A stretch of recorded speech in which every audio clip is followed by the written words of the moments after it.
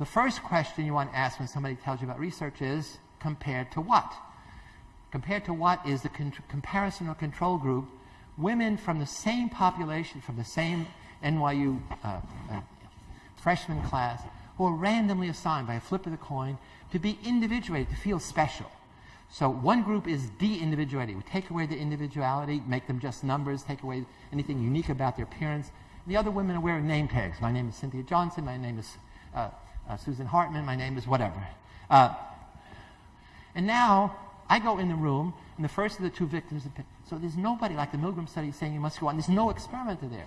It's just 4 women in separate cubicles, and when the amber light goes on, you put your finger down on the button, the green light goes on, shock is in the system. How do you know? She's screaming, she's twisting, she's turning, and she's trying to be creative. And you have 20 chances, 20 trials to shock her.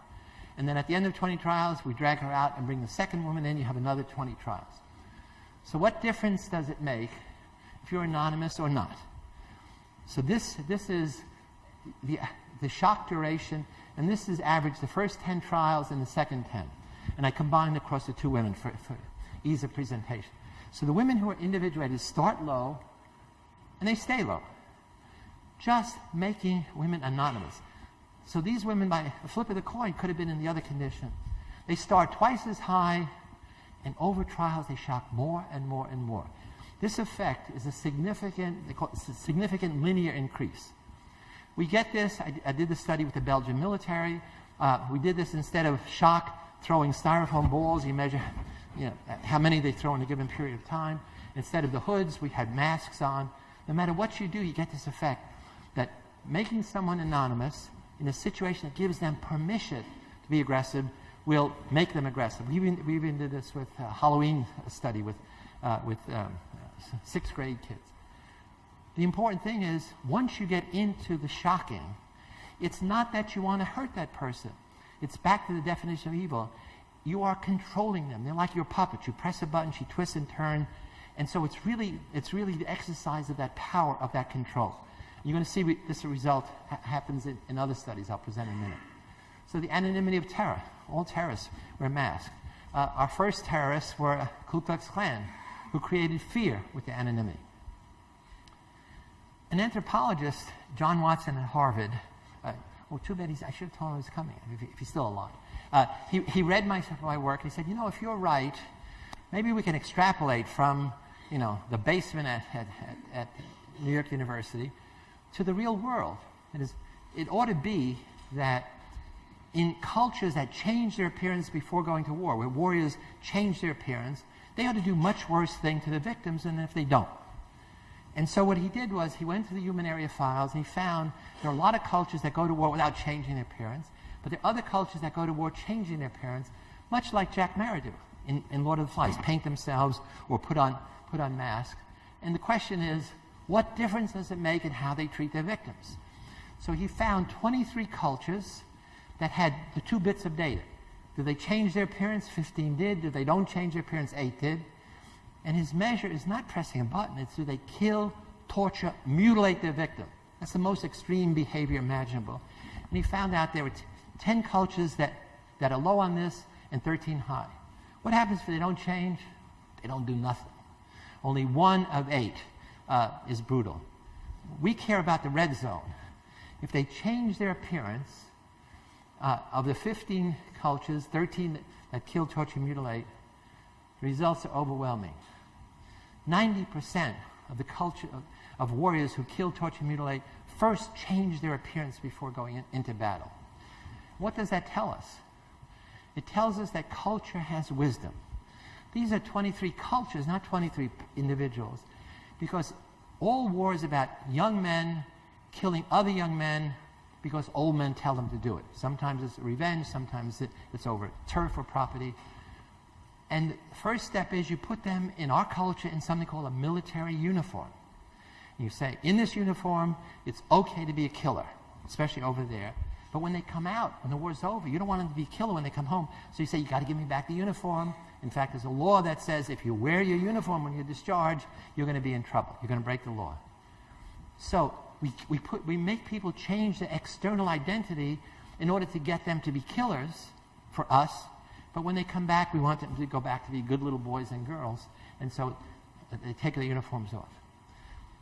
The last way among many I'm going to talk about is to get good people to do bad things is you don't change them, you change their perception of the enemy.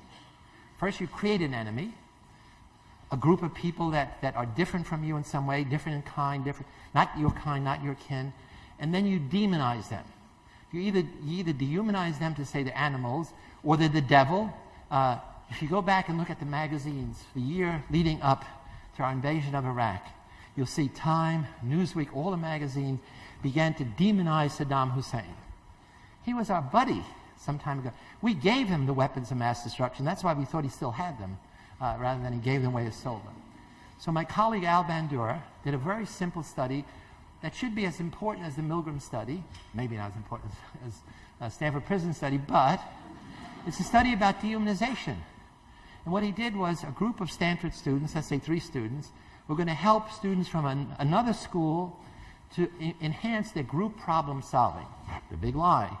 And they're going to do it by shocking the group when they got it wrong and rewarding the group when they got it right. Simple study, like the Milgram study. And they had a box just with, I guess, 8 levels. And what happens is the assistant comes around, takes your name, goes inside, and you hear on the intercom, supposedly they didn't know it was on, you tell the experimenter, the students from the other college are here, we're ready to begin. Neutral, you don't know anything. In the second condition, you say, the students from the other school are here, they seem like animals to me. Now, you know they're college students, you know they're an experiment, somebody you don't know is labeled an animal. What difference should that make? In the third condition, you hear them say they seem like nice guys. So we're going to call that neutral, dehumanize, and humanize. So here's the data. This is the first 10, this is 10 trials, and this is the mean shock. In the neutral condition, it levels off here. Just labeling somebody an animal, at first it doesn't make a difference, they start but then you get this linear effect. Shock more and more and more and more. The good news is, you humanize people, it's better than saying nothing. That in the humanized condition, they give the lowest level of shock throughout. So what does it tell us? It tells us sticks and stones may break your bones, but names can kill you. And that's the danger of prejudice. That's the danger of stereotypes.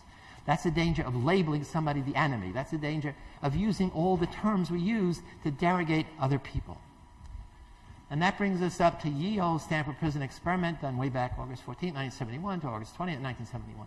The Stanford Prison study combines all these things we talked about: de-individuation, dehumanization, anonymity of place, which I haven't talked about, a whole set of research I did showing that you don't have to change people. If you're a certain place like the South Bronx, people will vandalize cars put out in the street, whereas they don't do it in places like Palo Alto. Dehumanization, role-playing, social modeling, moral disengagement. There's not time to go into that. Group camaraderie, emergent norms. Prisons are about power. It's about the differential power between guards and prisoners. It's also about what I term the evil of inaction, the good guards on every shift who saw what the bad guards were doing and looked the other way. Not once did they ever challenge the bad guards. Not once did they ever come to me and say, hey, these guys, you should rope them in. They're really getting out of control, which they were. And it's in the context of institutional power pitted against individual will to resist. So that's a Milgram study really is about individual authority over individual people. Mine is about institutional power against individual will to resist. So we put this ad in the Palo Alto newspaper. We didn't have much money, so it's a little cheesy ad. But it says, male college students needed for psychological study prison life for 1 to 2 weeks. We got a lot of people applying. We had 75 volunteers. We gave them personality tests, clinical interviews, whole background. We picked 24, normal, healthy to begin with, and we flipped that proverbial coin. Half are guards, half are prisoners. The kids who were guards, we said, come down on Saturday. We gave them military uniforms. We made them feel like it was their prison. The kids who were going to be prisoners, we said, wait at home or in the dormitories. We'll call you on Sunday. I should say that although it was done in the basement of Stanford, most of the students were from all over the country. We did it in the summer because there were a lot of kids just finishing summer school at Berkeley and at Stanford. So again, people say Stanford students, that limits it. Not at all. There are only 2 students from Stanford.